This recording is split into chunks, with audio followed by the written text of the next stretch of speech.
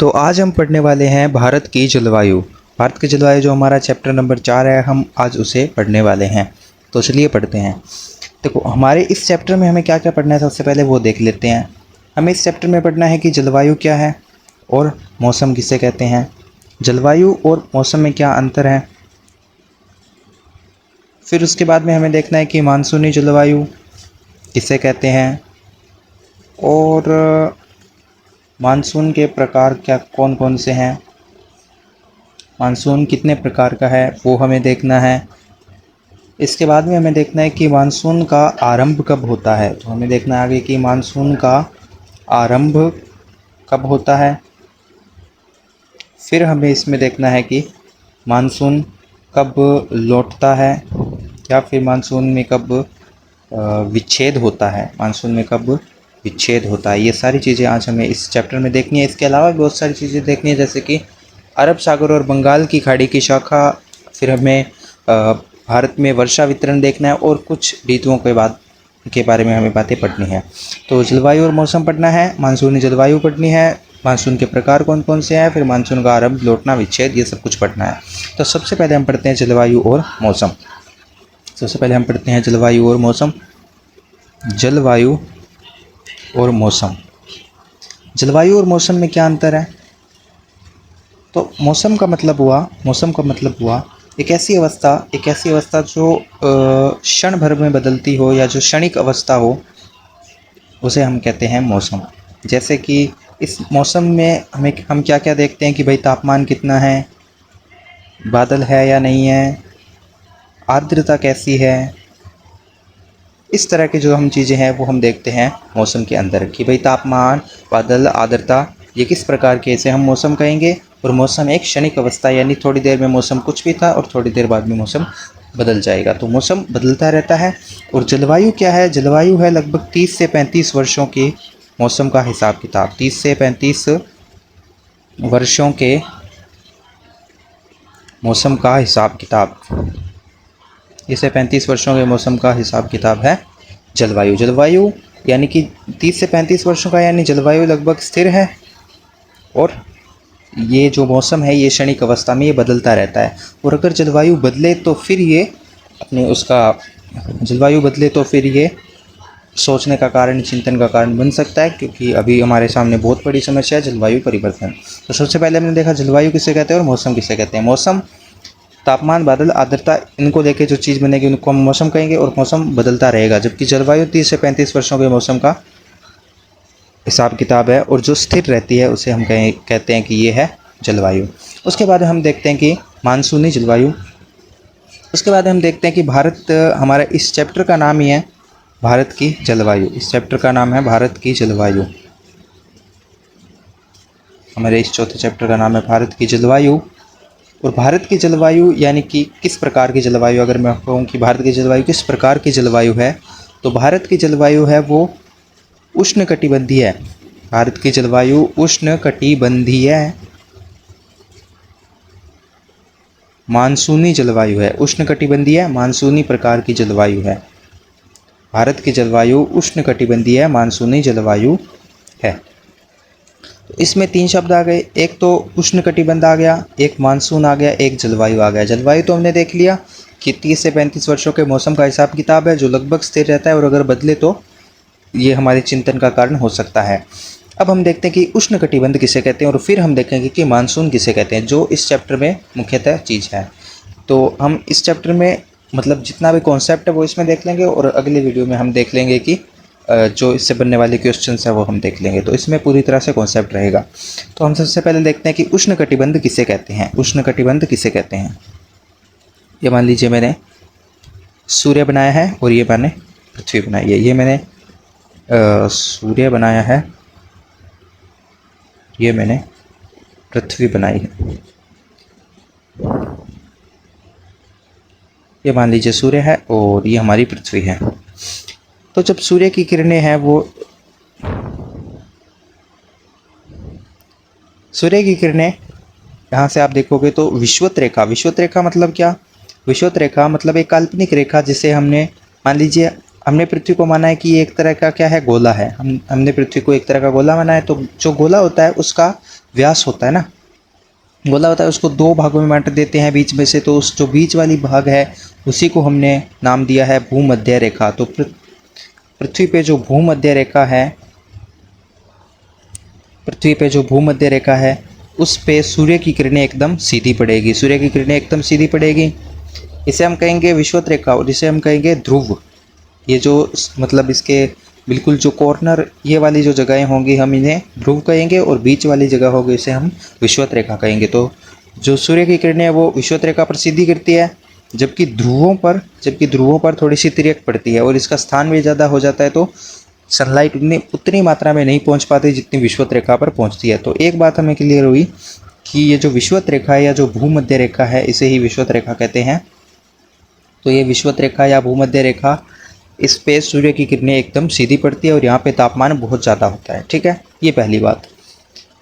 और दूसरी बात ये कि जो सूर्य की किरणें हैं वो ध्रुवों पर है, वो तिर्यक पड़ती है, तो वहाँ पे तापमान कम पहुँचता है और ये जो क्षेत्र है वो ठंडे रहते हैं। तो ये क्षेत्र ठंडे रहते हैं और विषुवत रेखा वाले क्षेत्र थोड़े से गर्म रहते हैं। ठीक है, इतनी बात हुई कंप्लीट।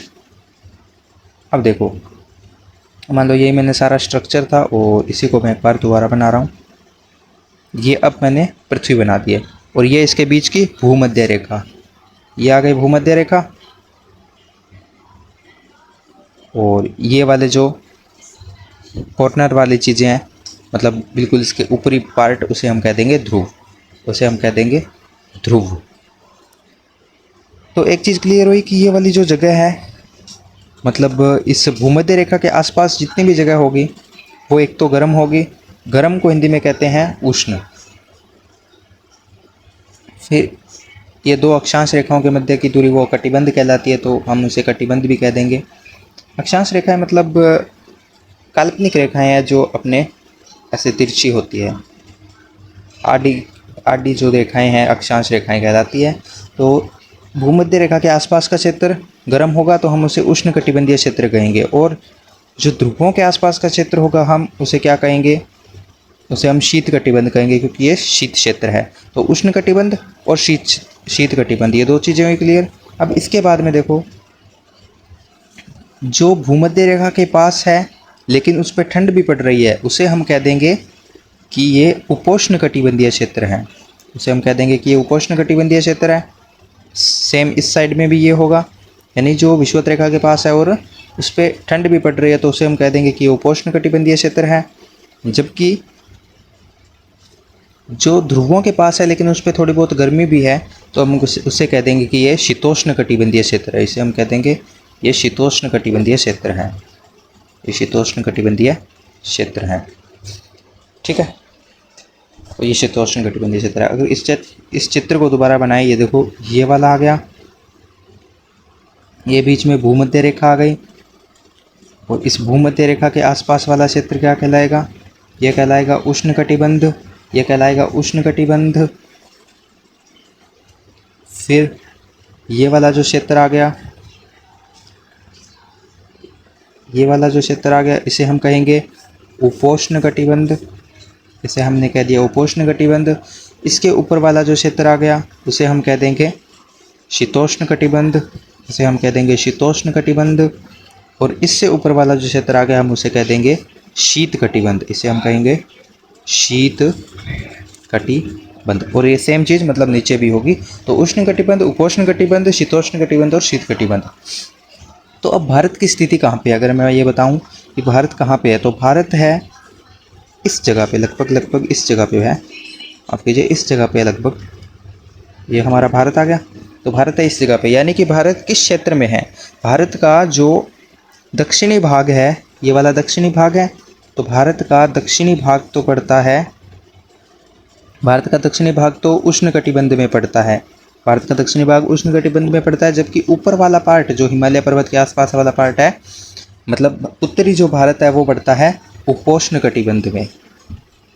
तो यानी कि भारत के दक्षिणी पार्ट में तो उष्ण कटिबंधीय प्रकार की जलवायु होगी और उत्तरी दक्षिणी भाग में तो उष्ण कटिबंधीय प्रकार की जलवायु होगी, जो उत्तरी भाग है उसमें उपोष्ण प्रकार की जलवायु होगी। लेकिन ऐसा होता है कि क्योंकि यहाँ पे हमारे हिमालय पर्वत है, तो हिमालय पर्वत के कारण जो मतलब हिमालय पर्वत के कारण बाकी जगहों पे तो जो जलवायु का विभाजक है, मतलब वो जलवायु का विभाजक है वो यही उपोष्ण, शीतोष्ण, उष्णकटिबंध ये वाली चीज़ें करती है। लेकिन भारत में जलवायु का विभाजक हिमालय पर्वत है। तो हिमालय पर्वत के कारण भारत का उत्तरी भाग उपोष्ण कटिबंध में स्थित होने के बावजूद उष्ण कटिबंध में कहलाता है। यानी कि भारत किस प्रकार की जलवायु में रहता है, तो भारत है उष्णकटिबंधीय प्रकार की जलवायु में। ठीक है, तो भारत एक तो क्लियर हुआ कि भारत उष्णकटिबंधीय प्रकार की जलवायु में है। तो अब हमने जो ये नाम पढ़े थे कि भारत की जलवायु उष्णकटिबंधीय प्रकार की जलवायु, तो उष्णकटिबंधीय क्लियर हो गया कि भारत उष्णकटिबंधीय वाले क्षेत्र में है। जलवायु हमने देख ली किसे कहते हैं। अब देख लेते हैं मानसून किसे कहते हैं। मानसून का मतलब ये हुआ, ऐसा नहीं है कि सिर्फ भारत में मानसूनी प्रकार की जलवायु पाई जाती है। मानसून का मतलब ये हुआ कि ये मान लीजिए मैंने फिर एक बार भारत बना दिया है। ठीक है, मानसून का मतलब हुआ यहाँ पे देखो ये वाला सारा समुद्र है। ठीक है, तो मानसून का मतलब ये हुआ कि मतलब हवाओं की दिशा में होने वाला परिवर्तन, जिसमें 6 महीने हवाएं समुद्र से स्थल की ओर चलेगी, जबकि 6 महीने हवाओं की डायरेक्शन स्थल से समुद्र की ओर रहेगी। तो उसे हम कहेंगे कि ये किस प्रकार की जलवायु है, ये मानसूनी प्रकार की जलवायु है। तो कुल मिला के बात सिर्फ इतनी सी है कि भारत की जो जलवायु है ना, जो भारत की जलवायु है वो उष्णकटिबंधीय है। तो भारत की जलवायु उष्णकटिबंधीय मानसूनी प्रकार की जलवायु है। भारत की जलवायु उष्णकटिबंधीय मानसूनी जलवायु है। ठीक है, एक चीज़ हुई क्लियर। अब देख लेते हैं इधर। तो हमारे सबसे पहले चीज़ें क्लियर हो गई कि भारत की जलवायु किस प्रकार की जलवायु है। तो भारत की जो जलवायु है वो उष्णकटिबंधीय मानसूनी प्रकार की जलवायु है। अब हम देख लेते हैं कि मानसून किसे कहते हैं। मानसून का मतलब हवाओं की दिशा में होने वाला परिवर्तन, जिसमें 6 महीने हवाएं समुद्र से स्थल की ओर चलेगी, जबकि 6 महीने हवाएं स्थल से समुद्र की ओर चलेगी। तो उसे हम कहेंगे कि ये किस प्रकार की जलवायु है, मानसूनी प्रकार की जलवायु है। अब हम देख लेते हैं मानसून के कितने प्रकार हैं। मानसून के वैसे 2 ही प्रकार हैं। मानसून के सिर्फ 2 ही प्रकार हैं, वो भी सिर्फ उसी आधार पे कि हवाओं की दिशा कहाँ है। देखो ये तो एक तो ये वाला हो रहा था कि यहाँ पे मान लो हमारे समुद्र था सारा का सारा, यहाँ पे समुद्र था और यहाँ पे स्थल था। तो एक तो हवाएं ऐसे चलेगी, 6 महीने, 6 महीने हवाएं ऐसे चलेगी, समुद्र से स्थल की ओर 6 महीने हवाएं चलेगी। तो जियोग्राफी में जब भी मतलब कोई भी हवा है, कोई भी दिशा है, उसका नामकरण कहाँ से किया जाता है, जहाँ से उसका ओरिजिन होता है। ये देखिए, ये मान लीजिए नॉर्थ साउथ, ये नॉर्थ है, ये नॉर्थ है, ये साउथ है, ये ईस्ट है, ये वेस्ट है। इनके बीच वाला ये नॉर्थ ईस्ट हो गया, ये साउथ ईस्ट हो गया, ये साउथ वेस्ट हो गया, ये नॉर्थ वेस्ट हो गया। तो इस तरह से ये हवाएं कहाँ से आती हुई प्रतीत हो रही है, तो हमें ये हवाएं मतलब कहाँ से आ रही है, तो ये हवाएं आ रही है साउथ वेस्ट से। तो इन्हें हम कहेंगे कि दक्षिण पश्चिमी मानसून। इसे हम कौन सा मानसून कहेंगे, इसे हम कहेंगे दक्षिणी पश्चिमी मानसून, दक्षिण पश्चिम मानसून इन्हें हम कहेंगे। तो ये वाला कौन सा मानसून होगा, जहाँ पे हवाएं समुद्र से स्थल की ओर चलेगी, वो होगा दक्षिण पश्चिम मानसून। और एक जो मानसून है वो कौन सा होगा, अब हवाएं की दिशा ये बस उल्टी हो गई, ये वाले जो तीर है ये यहाँ पे लग गए हैं मान लीजिए, क्योंकि हवाओं की दिशा अब इधर से आ रही है। तो अब हवाएं कहाँ से आ रही है, अब हवाएं आ रही है हमारी इस नॉर्थ ईस्ट से आ रही है, यानी कि ये दूसरा प्रकार का मानसून कौन सा हो गया, दूसरा प्रकार का मानसून हो गया उत्तर पूर्वी मानसून। तो एक तो दक्षिण पश्चिमी मानसून है और एक उत्तर पूर्वी मानसून है। तो हमने सबसे पहले देखा कि भारत की जलवायु किस प्रकार की जलवायु है। तो भारत की जलवायु उष्णकटिबंधीय मानसूनी प्रकार की जलवायु, और मानसून के 2 प्रकार हैं, एक तो है दक्षिण पश्चिमी मानसून और एक है उत्तर पूर्वी मानसून। तो 2 प्रकार के मानसून हैं। अब मानसून वैसे तो बहुत मतलब बड़ी चीज़ है, लेकिन उससे पहले हम थोड़ा सा और कॉन्सेप्ट वाइज कुछ क्लियर देख लेते हैं। देखो इस वाले वीडियो में तो ओनली मतलब जितना भी कॉन्सेप्ट है वही होगा, अगले वाले वीडियो में हो सकता है कि हम ओनली क्वेश्चन को देख लें। तो इसमें तो यही होगा। ये देखिए ये मैंने बना दिया है फिर एक बार विषुवत रेखा, थोड़ी सी ऊपर, ये मैंने बना दिया विषुवत रेखा, और ये तो ध्रुव है ही, ठीक है। अब देखो क्या होता है ना कि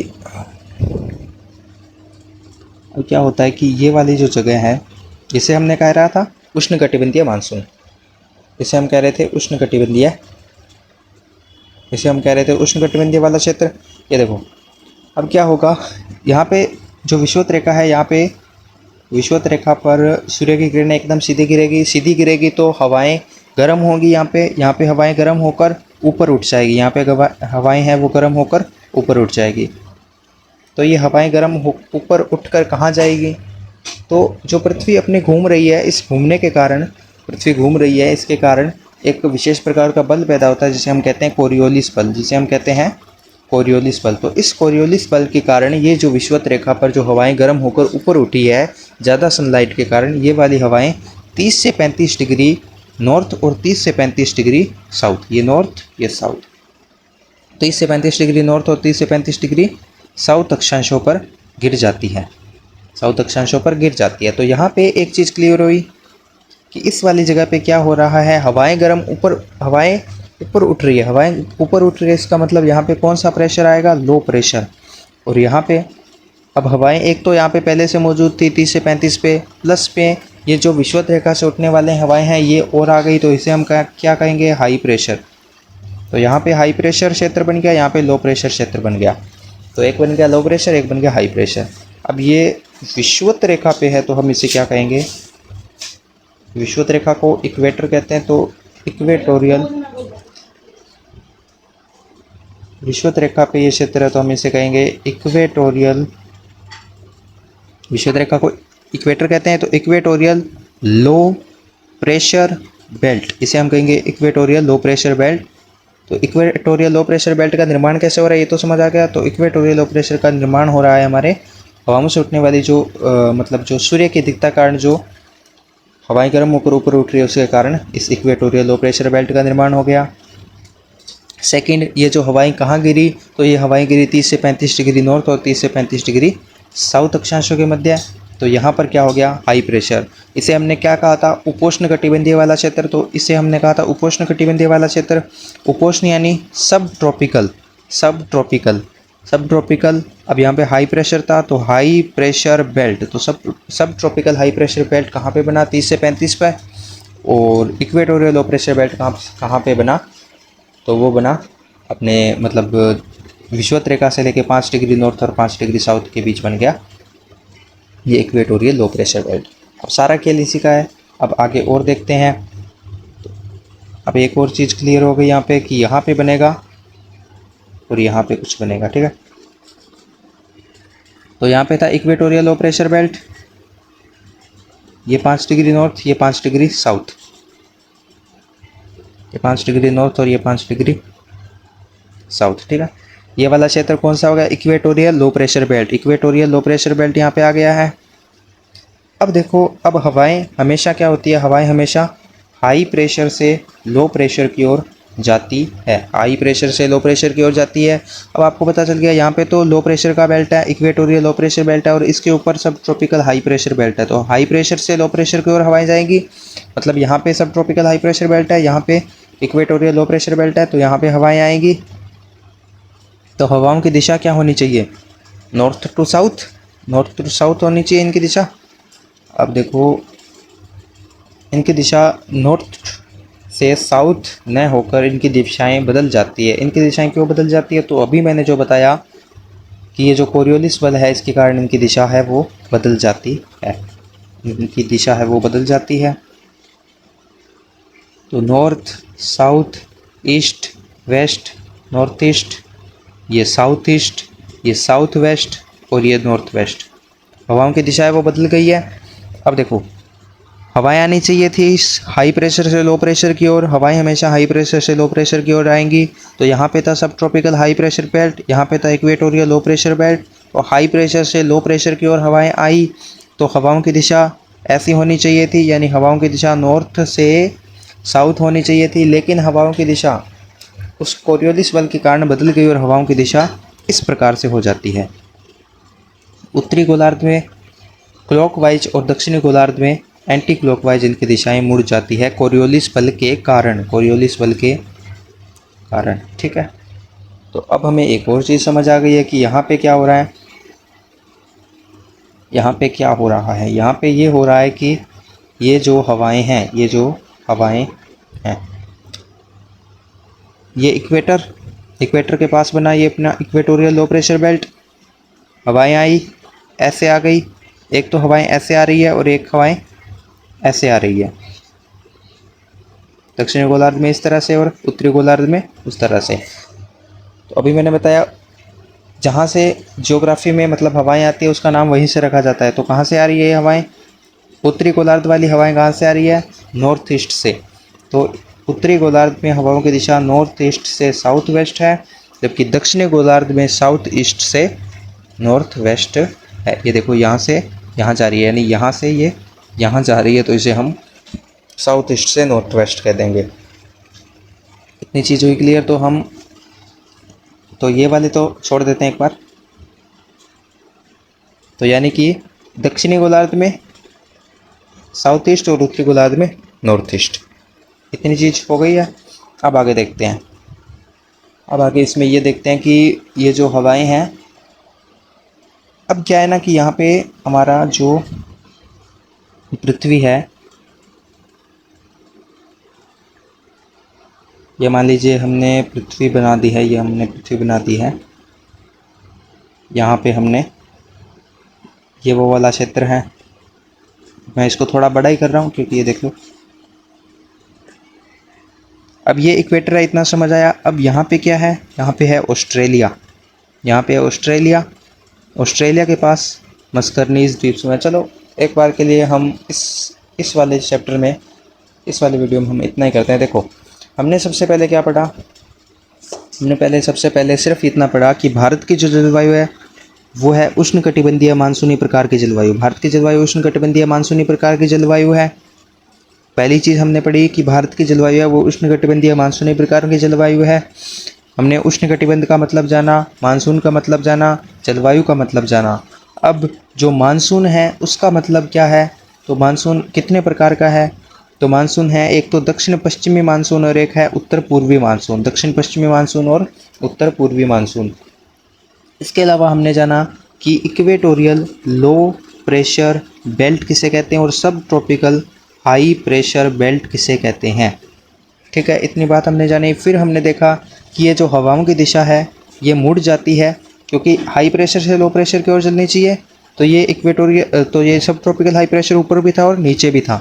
ऊपर और नीचे होने के कारण हवाएं ऐसे ही जाएगी, लेकिन हवाओं की दिशा किस बल के कारण, कोरियोलिस बल के कारण मुड़ जाती है। तो हवाओं की दिशा कोरियोलिस बल के कारण मुड़ गई। हवाओं की दिशा उत्तरी गोलार्ध में कहाँ से आ रही है, नॉर्थ ईस्ट से, और दूसरी जगह साउथ ईस्ट से आ रही है और एक नॉर्थ ईस्ट से। तो हम इतनी बात हमने जान ली है। अगले में हम इससे आगे वाली बातें जानेंगे कि मानसून फिर कैसे आरंभ होता है। देखो मैंने ये कोशिश की कि इस वाले जो स्टार्टिंग के ये 2 वीडियो हैं इनमें पूरी तरह से कॉन्सेप्ट रहेगा, और उसके बाद में जो इसके इंपॉर्टेंट क्वेश्चन है वो देख लेना। तो ठीक है, अगले वीडियो में हम फिर एक बार इसी का जो कॉन्सेप्ट जितना बच गया है वो हम सारा देख लेंगे, और उससे अगले में हम जो क्वेश्चंस है वो करवा देंगे। ठीक है, थैंक यू।